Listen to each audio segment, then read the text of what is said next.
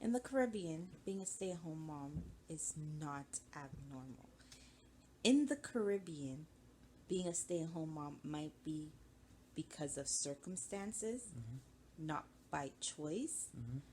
And, it's a stigma that we have that, oh, she just stay at home. Or they don't even say stay at home. What do they say? She just mind children. Or whatever the case is. Like, it's not like she takes care of her kids. Make sure the house is good. Make sure the house is, everything is in order and the kids are always clean. The kids are always in class. It's never that. It's always she's just home. And she never did anything with her life. And then you bring that mentality when you come over to North America and you're like, well, you see the difference in North America. It's a rat race. You got to work. You got to get a career. You got to make sure you got to be a jack of all trades to be a woman over here. You got to make sure, like I said, your house is good, your man is good, your kids are good. And then are you good? Because that's just how, MJ, relax. That's just how they're programming us to be. And the fact that the fact that I said, no, this is a choice, that I'm going to be a stay-at-home mom and I'm going to make sure my kid is good and then go into workforce, then I received so much backlash from it. Honestly, I did. I was not expecting it. Family, friends, people I didn't even know, surprisingly. And the only place that I truly, truly, truly felt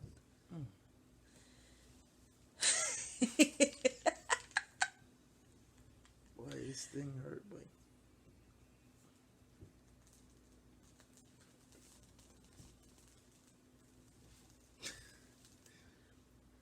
oh no, it took away your beard. No, but yeah, not to deter from the topic, but you see when you work, right? Because right now, a lot of time I come in and we me give her time for rest and do all that. So I go feed the baby and thing, right? I'm so tired that sometimes I fall asleep I feed him. And America is all about work, work, work, work, work, and forget the family. You dig what me I say? But then you come home, you're drenched, you just want to sleep and back at work again. So, And I would nag him. I you would dig what me I say? hey, can we go for a walk? Like, I would literally, I remember Yeah. begging him in the summer, like, can we go for a walk, an hour walk? And his response to me every single time was, you're home all day. Why don't you go for a walk during the day? And I used to be like, Yep. excuse me? So I want Can, to walk with my can, family. I'd be like, can we not go? Can we not go together as a family? Can we not do something as a family? Like, and that's what we used to get into a lot of fights up Yeah. first at when he was working and I would be home with MJ, and a lot of people believe when you're a stay-at-home mom, you're just home not doing anything. And it is such a misconception of what it actually is. Whosoever raised a boy can attest to that. Like, It's my tough. not only does he keep me preoccupied, like right now we're chatting, he went to the potty and we're hearing noises that somebody have to go. Like, there's no moment to just sit and relax that people assume that you have. Um, I remember now it's getting a little bit easier. I have some time to myself. Well, I had to make time for myself because I'm also taking online classes. I'm getting my degree online. So I had to like force myself to have time to do this. And he will still be in my face. He will still be, mommy, mommy, mommy, and this and this and this. And it's like, I have to figure it out. He will tell me, go do this during the day, go for a walk, go exercise.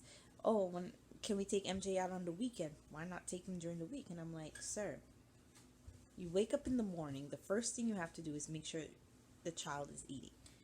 You make sure sometimes just to feed my son might take me a whole hour because he sometimes doesn't even want to eat, and I'm just like, you have to eat, you have to have breakfast. And me personally, I don't eat when I'm feeding him. He doesn't understand that. He doesn't understand. He's like, you can eat and feed him. I'm like, no, I don't ever want to get caught up in myself eating and forget to feed him, because then it just completely defeats the purpose of feeding him. So, damn. So it was like everyone was just like, do this during the day, do that, do this, go volunteer, go find a part-time job, go do this. And I'm like, do you guys not understand that I get tired? At this point, my son's still waking up in the middle of the night. Not right now, but then he was still waking up in the middle of the night. I breastfed him all the way to almost 2 years old. So some tips with how I dealt with my postpartum. A part of me still thinks that I'm dealing with it. I see myself in the hole and I'm trying to pull myself out of it. But one of the main things was, having a supportive husband. I have really great family members, aunts, mother, cousins that I speak to. That Rose night. I have Rose. Mother-in-law preach every time. Yeah. I have a really great support system, and it's kind of, to me, I was very that's part of why I went into depression too, because I was like, I have these great people around me to help me, and I just couldn't utilize them the way I wanted to, and I just couldn't see how I grew up. You don't really ask people for help.